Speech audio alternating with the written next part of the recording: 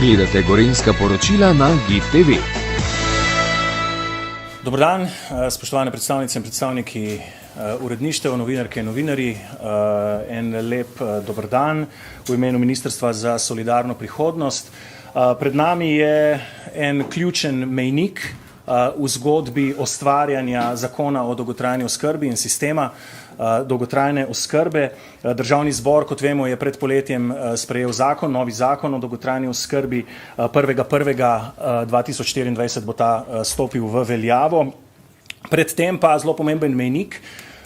V naslednjih dneh bomo državljanke in državljani prejeli odločbo o vključitvi v sistem zavarovanja za dolgotrajno oskrbo. Kaj ta odločba pomeni, na kakšen način in kdaj stopi v veljavo, nam bo predstavila doktorica Tatjana Mlakar, generalna direktorica Zavoda za zdravstveno zavarovanje Slovenije. Še več o dolgotrajni oskrbi, kaj zakon prinaša, katere pravice in kdaj, pa bo pojasnil minister za solidarno prihodnost Simon Maljevac. Ko oba govorca zaključita, bomo seveda novinarke in novinarje, tiste, ki ste prisotni z nami tukaj v medijskem središču in tiste, ki ste z nami online, pozvali, da postavite kakšna vprašanja. Bi pa prosil vljudno, da se držimo teme torej dolgotrajne oskrbe. Tema je široka in aktualna. Verjamem, da so na seznamu še druga vprašanja, ki bi jih želeli izvedeti, pa bi vendarle prosil, da se posvetimo torej temi dolgotrajne oskrbe, sistemu dolgotrajne oskrbe, zakonu, uveljavljanju pravic in tako naprej. Če kakšna stvar ostane še neodgovorjena, pa imamo tukaj tako ali tako tudi strokovne ekipe, tako zavoda kot ministrstva in lahko tudi novinarkam in novinarjem v OF-u potem razložimo kakšno stvar še bolj podrobno. Torej, najlepša hvala. Najprej pred mikrofon vabim ministra, pristojnega za dolgotrajno oskrbo, ministra Simona Maljevca. Minister, izvoli.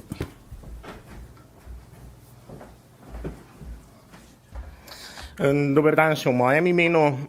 Dolgotrajna oskrba je sistem, ki nudi pomoč vsakomur, ki jo potrebuje, ne samo tistim, ki si jo lahko privoščijo, ampak ta mora biti dosegljiva in dostopna čisto vsakemu državljanu in državljanki Republike Slovenije. Zato smo ureditev področja dolgotrajne oskrbe, da bodo storitve, ki jih potrebujejo naši najšibkejši na voljo vedno in povsod, postavili med absolutne prioritete te vlade. In zakon o dolgotrajni oskrbi je ena od naših zelo uspešnih akcij. Čeprav smo imeli kot ministrstvo za to, da sistem postavimo na noge zgolj 8 mesecev časa, smo z njim po 30 letih uredili sistem, ki je dostopen tako geografsko kot finančno in ki ponuja celotno paleto storitev oskrbe in socialnega varstva za vse. Sistem, ki omogoča, da starejši in pomočni potrebni ostanejo čim dlje v okolju, v katerem želijo, in sistem, ki sloni na posamezniku in spoštovanju njegovih osebnih potreb in želja. Torej, če sem plastičen, če moja babica želi ostati doma, lahko ostane doma in v njeno oskrbo pride sistem, ki bo poskrbel tako zanjo na strokoven kot kakovosten način in razbremenil tudi svojce. Vse to je novi zakon in prenovljeni sistem dolgotrajne oskrbe, ki je bil sprejet letos poleti. Zdaj bi pa šel na nekaj tehničnih podatkov. Zakon, ki ga je poleti sprejel Državni zbor, začne veljati z novim letom. Pravice in storitve dolgotrajne oskrbe pa se bodo v naslednjih 2 letih uveljavljale postopoma. Celoten paket s pravico do dolgotrajne oskrbe institucij in pravico do denarnega prejemka pa bo stopil v veljavo s 1.12.2025. Predtem pa dolgotrajna oskrba na domu in e-oskrba s 1.7.2025, najhitreje takoj ob začetku veljavitve, pa pravica do oskrbovanega družinskega člana, torej s 1.1.2024. Vzporedno s tem seveda vzpostavljamo mrežo regijskih vstopnih točk, ki bodo na voljo za dostop do storitev in informacije o dolgotrajni oskrbi.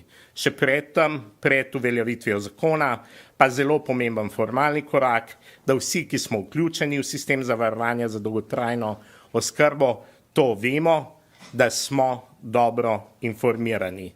Zato bomo v naslednjih tednih, začenši s ponedeljkom, na domače naslove prejeli poseben dokument, odločbo Zavoda za zdravstveno zavarovanje, ki nas bo obvestila, da smo vključeni v sistem dolgotrajne oskrbe in nas seznanila s pogoji za dostop do storitev. Pomemben podatek, ki ga je treba tu podčrtati, pa je, da je to odločba, ki od nas ničesar ne zahteva.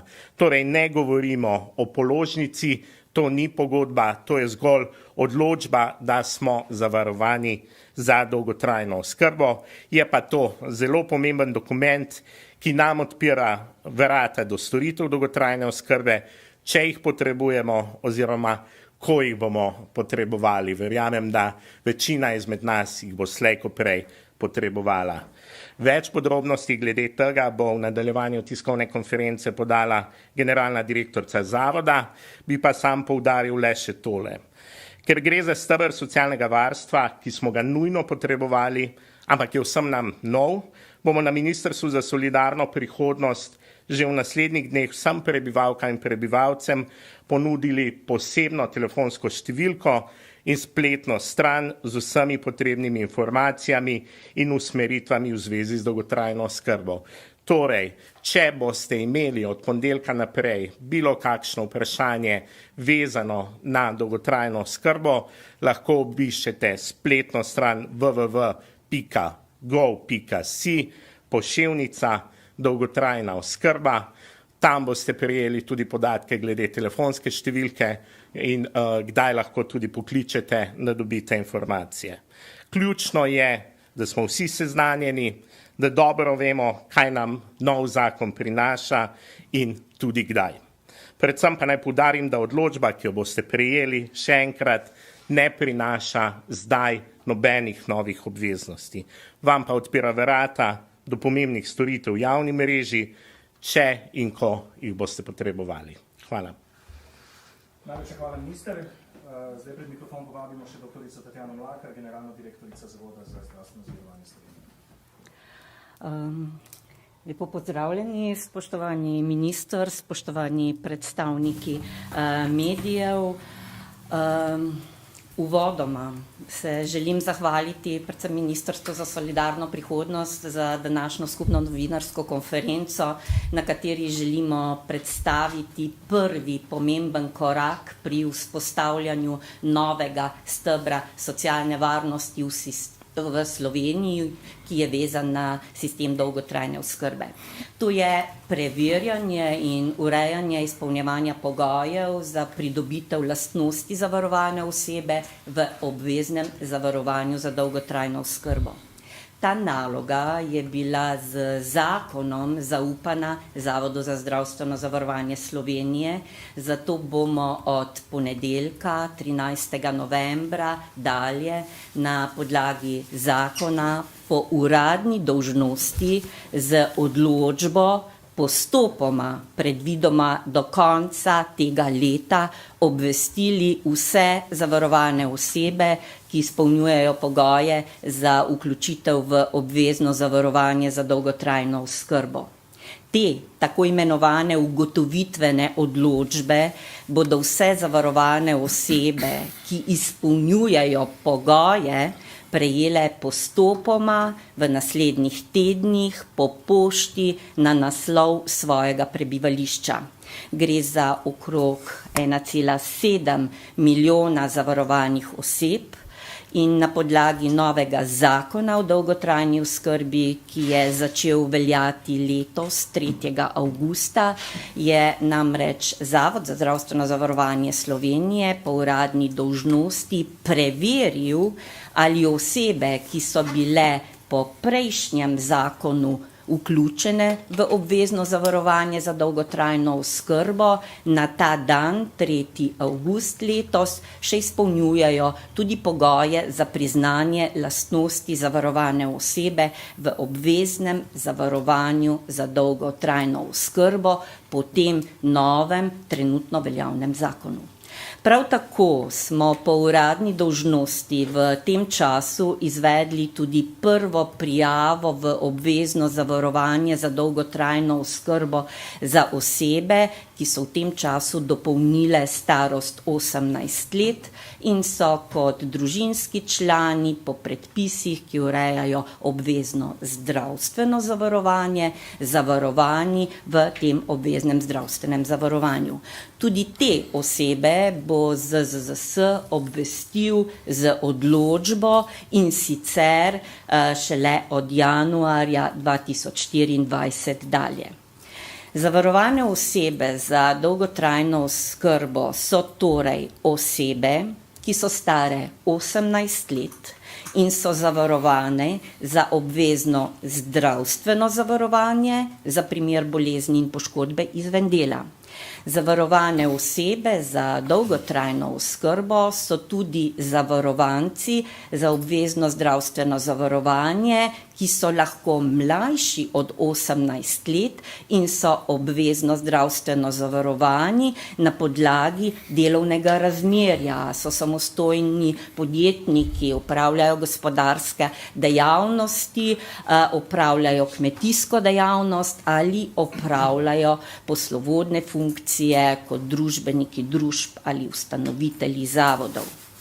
Vključitev v obvezno zavarovanje za dolgotrajno oskrbo je na podlagi zakona eden izmed pogojev za pridobitev in uveljavljanje pravic iz dolgotrajne oskrbe, ki se bodo uvajale postopoma na osnovi veljavnega zakona do konca leta 2025.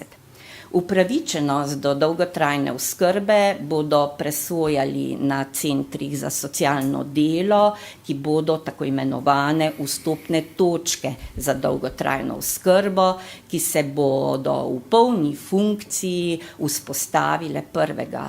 januarja 2025 ter zagotavljale zavarovanim osebam vse potrebne informacije o pravicah do dolgotrajne oskrbe.